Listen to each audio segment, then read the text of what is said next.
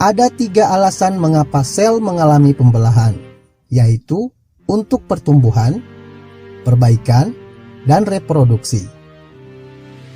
Makhluk hidup dapat tumbuh karena sel-selnya bertambah banyak. Semakin banyak sel dalam suatu makhluk hidup, maka semakin besar ukuran makhluk hidup tersebut.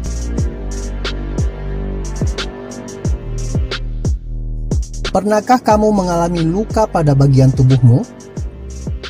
Setelah beberapa lama, bagian tubuh yang luka tersebut dapat menutup seperti semula. Pada intinya, bagian tubuh yang mengalami luka mengalami kerusakan jaringan. Perbaikan jaringan yang rusak pada tubuh kita adalah hasil dari proses pembelahan sel. Reproduksi atau perkembangbiakan adalah ciri lain dari makhluk hidup. Pada proses reproduksi seksual, diperlukan sel kelamin untuk membentuk individu baru atau anakan. Proses pembentukan sel kelamin ini dilakukan dengan cara pembelahan sel.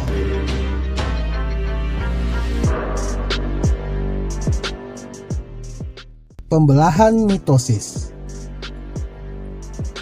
Pembelahan mitosis merupakan tipe pembelahan sel yang menghasilkan 2 sel anakan.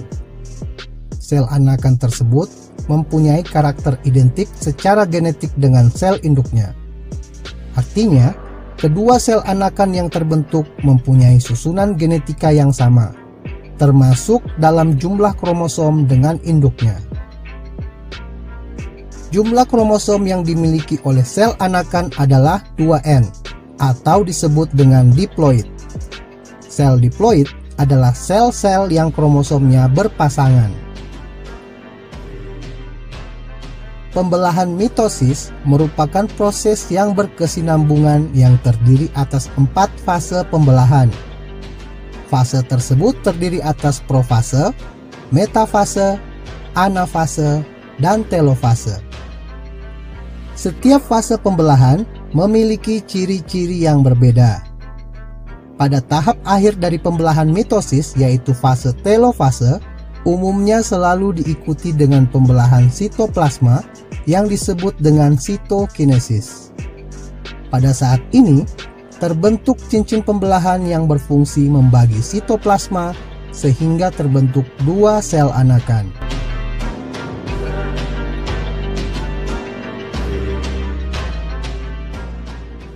Pembelahan meiosis. Pembelahan meiosis adalah pembelahan yang menghasilkan 4 sel anakan yang masing-masing sel anakan hanya memiliki separuh dari jumlah kromosom sel induk. Dapat dikatakan bahwa jumlah kromosom yang dimiliki oleh sel anakan adalah N, atau disebut sebagai haploid. Oleh karena itu, meiosis disebut sebagai pembelahan reduksi. Berbeda dengan mitosis, pembelahan meiosis berlangsung dalam 2 tingkat, yaitu meiosis 1 dan meiosis 2. Meskipun demikian, fase-fase pembelahan meiosis mirip dengan fase pembelahan mitosis.